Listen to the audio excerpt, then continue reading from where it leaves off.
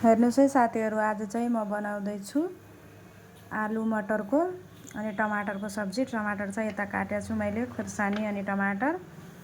यो चाहिँ फ्रेश मटर हो, हेर्न सक्नुहुन्छ। मटर मैले छिलेर धोएर राखिसकेको छु। यता चाहिँ आलु बोइल हुँदैछ। आज म आलु मटरको सब्जी बनाउँदै छु। यता कढाई पनि गरम भइसक्यो। अब म यसमा तेल हाल्दै छु कढाईमा। तेल पनि गरम भइसकेको छ। यसमा चाहिँ म हाल्दै छु अब जिरा अनि हिङ। जिरा हिङ पनि भइसक्यो। अब हाल्दै छु म टमाटर अनि हरियो खोर्सानी। मैले चाहिँ थोरै अदरक लसुन पनि कुटेको छु। अब म हाल्दै छु अदरक लसुन। अब चाहिँ हाल्दै छु म मटर। अब यसमा हाल्दै छु म मसला, हल्दी,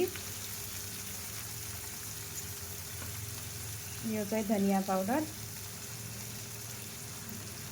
यो जीरा पाउडर, यो चाहिँ स्वाद अनुसार नुन। अब चाहिँ मटर टमाटरलाई चाहिँ 5 मिनेट पकाउँदै छु म चाहिँ। अब 5 मिनेट ढक्कन लगाएर पकाउँदै छु म चाहिँ। अब आलु चाहिँ बोइल भइसकेको छ। अब म आलुको छिल्का निकाल्दै छु। अब मटर टमाटर पनि भइसकेको छ। अब चाहिँ यसमा म आलु हाल्दै छु। आलुलाई चाहिँ मैले छिलेर सानो पिसमा काटिसकेको छु। अब चाहिँ म आलु हाल्दै छु। आलु हालेर चाहिँ मजाले मिक्स गर्दै छु म चाहिँ।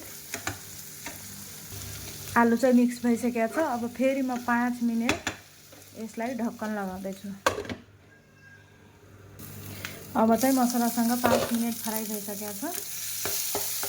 अब आलुलाई थोरै म्यास गर्दै छु म।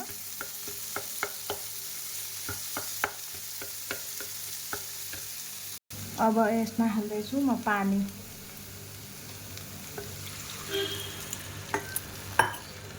अब यो पानीलाई पनि 10 मिनेट पकाउनु पर्छ।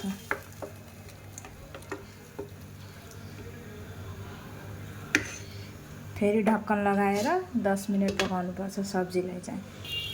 अब चाहिँ बनिसक्यो सब्जी। आलु मटर टमाटरको रेसिपीवाला सब्जी बनिसक्यो। अब चाहिँ म धनिया हाल्दै छु।